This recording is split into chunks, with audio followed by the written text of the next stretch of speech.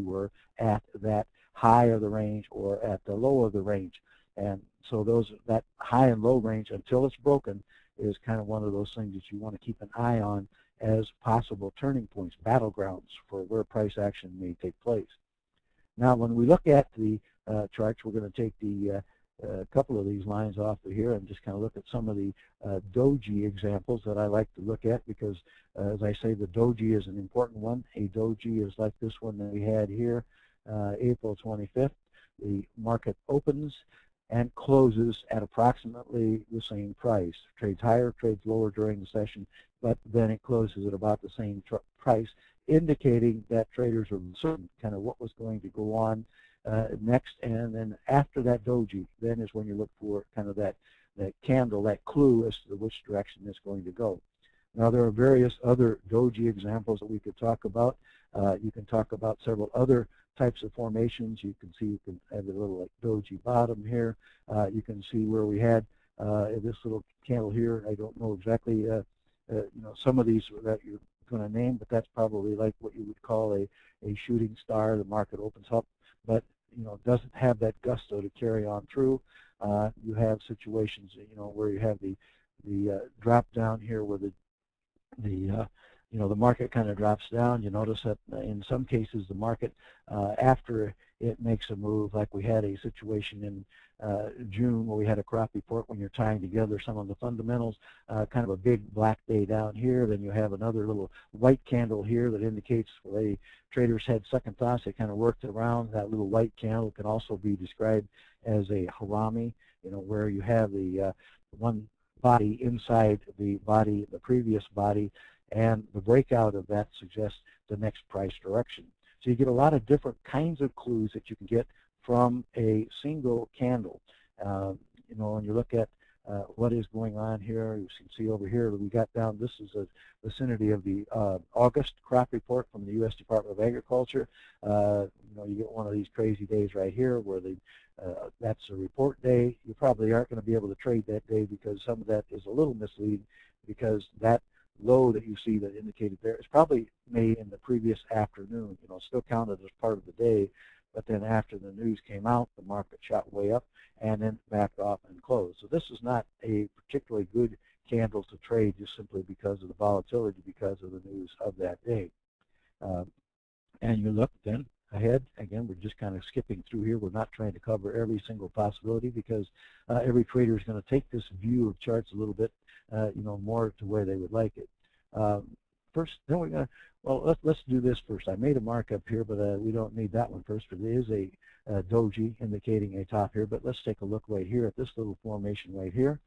You could say that we had a situation where the market was ready to back off a bit. We had, you know, kind of a little flag formation, you might even say, if you want to use your maximum technical, traditional technical analysis.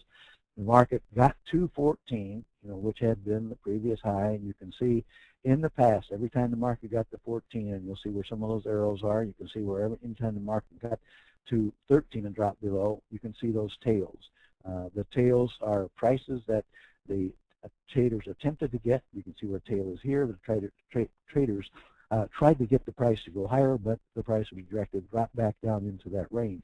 So we have the same type of situation that potentially could be forming over here in August, where we had the, you know, the situation where you had the little flag or whatever you want to call it, and then you get the breakout situation above this. But those are the kind of little pauses or little hesitations that you want to make sure that you know about, because when the market breaks out, we're going to show how to use some indicators in combination with this. But these are kind of key points at which something might happen. And as I mentioned, we had the doji top.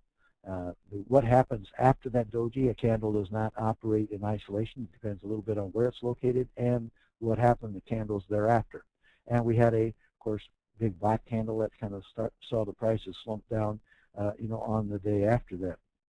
Then moving ahead to more current times, this big black candle you see here, this happened to be on Monday, on September 12th. We had a USDA crop report that came out again, and you know, the number that everybody had kind of guessed, the trade guesstimate was almost right on what the U.S. Department of Agriculture came up with, but it turned out to be a little bit on the bearish side for beans, and they kind of punished the beans a little bit, and they sent prices lower.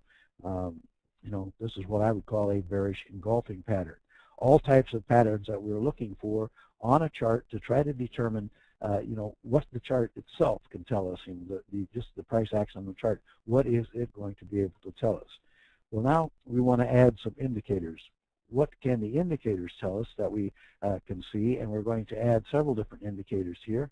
First, we're going to add what we call a median average crossover, and I'm going to put them all on here at once in the interest of time, and so that we can talk about all of these at once and identify what they are. The first one that we're showing on here is that we need to note, we need to highlight, is the predicted exponential moving average. The blue line that you see here, that's a exponential 4-day moving average, medium-term moving average. There's also short-term, long-term available, but I use medium-term because it's kind of the most representative between the kind of the hyperactive short-term and the slower lagging longer-term.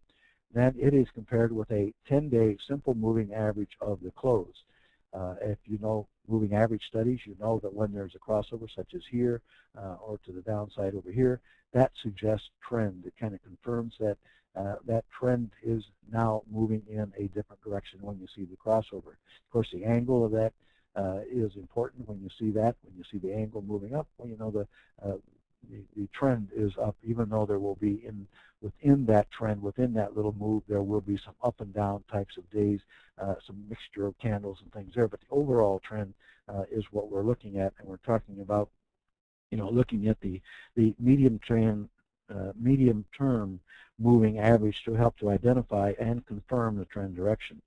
On the bottom side, you will see there are several different lines there. The first one is the predicted neural index. That's a proprietary index which compares 3-day simple moving average 3 days ahead, a predicted versus an actual 3-day moving average, and it will forecast whether the typical price, that is the average of the high, low, and close, will be higher in 3 days. If so, it will be a reading of 1. If lower, it will be a reading of 0. So that's a good short-term indicator that you want on your site as you get into a trade. Kind of gives you a quick fix to what the very near-term outlook is. The other indicator across the bottom here that we want to work into our picture is the predicted differences. The blue line is the predicted difference comparison between a predicted medium-term moving average and an actual moving average. The green line that you see there, a comparison of a long-term predicted moving average and an actual moving average. Now the keys here, again, as with the moving average, will be the direction. Are they moving up? Are they moving down? And then secondly, just as with the moving averages, you will have your crossover type of situations.